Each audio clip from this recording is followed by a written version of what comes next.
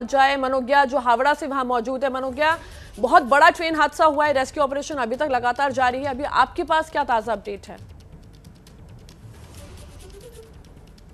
देखिए, rescue operation की शुरुआत हो चुकी है। पिछले 3 घंटे से लगातार रेस्क्यू ऑपरेशन में कई लोगों को निकाला जा चुका है।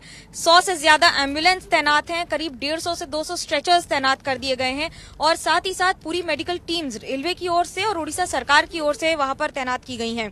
लगातार जिनको चोटें लगी हैं उनको तो अस्पताल ले जाया जा रहा है, साथ ही शव को निकालना इस समय सबसे बड़ी चुनौती है। गैस कटर्स का इस्तेमाल किया जा रहा है ट्रेन की बोगियों को काट के उसमें से शव निकालने के लिए। जितने लोगों को निकाला जा सका है उनको निकाला जा चुका है।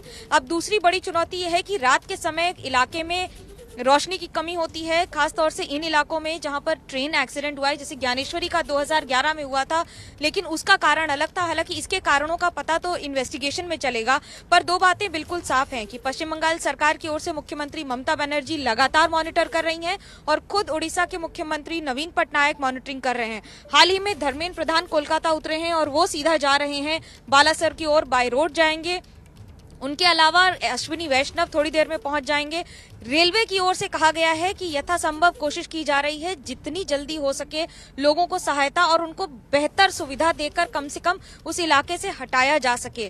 देखिए, कई ट्रेनें रद्द हो चुकी हैं पूरे रूट पर। ये रूट बहुत लंबा रूट है, ईस्टर्न कोस्टल रेलवे और उसके साथ साउथ ईस्टर्न रेलवे, इन दोनों को मिलाकर जब और ईस्टर्न रेलवे, क्योंकि हावड़ा से लेकर कर्नाटका तक ट्रेन चलती है, कोरोमंडल चलती है और उसके साथ सामने जो दूसरी, क्योंकि दोनों पैसेंजर ट्रेन हैं इसलिए क्षति कई गुना ज्यादा हुई है। एक के अंदर मतलब अगर डायरेक्ट लेटरल कोलिजन जब भी होता है ट्रेन में तब डैमेज बहुत ज्यादा होता है और यही सबसे बड़ी चुनौती होती है, क्योंकि दोनों पैसेंजर ट्रेन हैं। रात का समय 7 बजे का समय, कुछ पैसेंजर्स ज्यादातर आराम कर रहे होते हैं या खाने का समय होता है ट्रेन में। ऐसे में इस समय बहुत बड़ी चुनौती दोनों सरकार के लिए, पश्चिम बंगाल सरकार, उड़ीसा सरकार के लिए। हेल्प डेस्क दोनों स्टेशन पे बना दिए गए हैं। डीजी से लेके आईजी लेवल तक के ऑफिसर्स, खुद आईजी हिमांशु लाल लगातार मॉनिटरिंग कर रहे हैं इलाके की और साथ ही डीजी भी रवाना हो गए हैं इस समय उड़ीसा के।